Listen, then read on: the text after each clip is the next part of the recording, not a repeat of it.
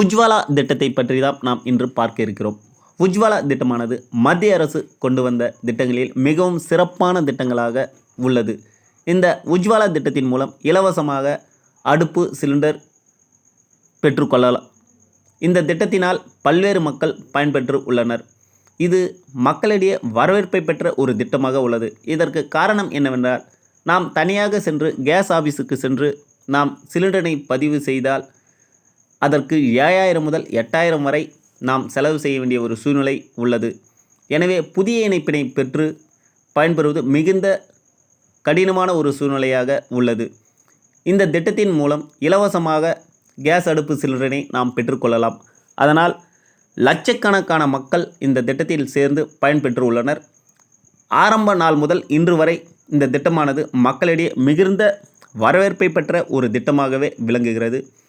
இந்த திட்டத்தில் சேர மத்திய அரசானது சில அடிப்படை தகுதிகளாக நிர்ணயம் செய்துள்ளது. கட்டாயம் இந்திய குடிமகளாக இந்த திட்டத்தில் சேர வேண்டும் என்று மத்திய அரசானது தெரிவித்துள்ளது. மேலும் அந்த பெண்ணானது வறுமை கோட்டிற்கு கீழ் உள்ளவராக இருக்க வேண்டும் என்றும் 18 வயதுக்கு மேற்பட்டவராக இருக்க வேண்டும் என்றும் தெரிவிக்கப்பட்டுள்ளது. இது மட்டுமல்லாமல் அவருடைய பெயரில் இதுவரை கேஸ் இணைப்பு பெறாமல் இருக்க வேண்டும் என்றும் தெரிவிக்கப்பட்டுள்ளது.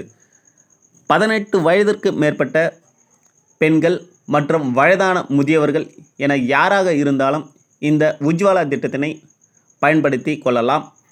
மேலும் இதற்காக நீங்கள் திருமணமான பெண்ணின் பத்திரிகை நகல் மற்றும் அவர்களுடைய கணவருடைய ஆதார் எண் நகல், அந்த பெண்ணின் ஆதார் நகல், வங்கி கணக்கு நகல், 2 பாஸ்போர்ட் புகைப்படம் என அனைத்தையும் எடுத்துக்கொண்டு அவருடைய அருகில் இருக்கும் கேஸ் ஆஃபீஸுக்கு சென்று விண்ணப்பத்தினை பதிவு செய்து கொள்ளலாம்.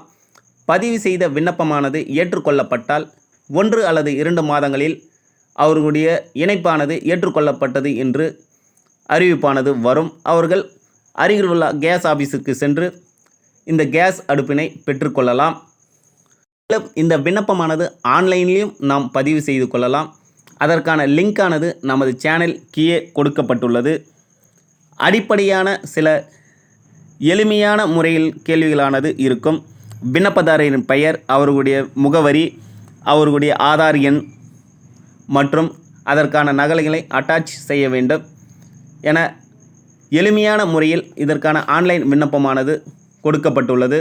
விண்ணப்பம் பூர்த்தி செய்யப்பட்டு 1 அல்லது 2 மாதங்களில் அவர்களுடைய விண்ணப்பமானது ஏற்றுக்கொள்ளப்பட்ட நிலையானது அல்லது நிராகரிக்கப்பட்ட நிலையானது தெரிவிக்கப்படும். வறுமை கோட்டுக்கு கீழ் உள்ள பொதுமக்கள் இந்த உஜ்வாலா திட்டத்தினை பயன்படுத்தி கொண்டு பயன்பெறுமாறு கேட்டுக்கொள்கிறோம். மேலும் நமது சேனலை தொடர்ந்து பார்த்துக்கிட்டு வாங்க. நமது சேனலுக்கு சப்ஸ்கிரைப் பண்ணுங்கள், லைக் பண்ணுங்கள், கமெண்ட் பண்ணுங்கள். நன்றி, வணக்கம்.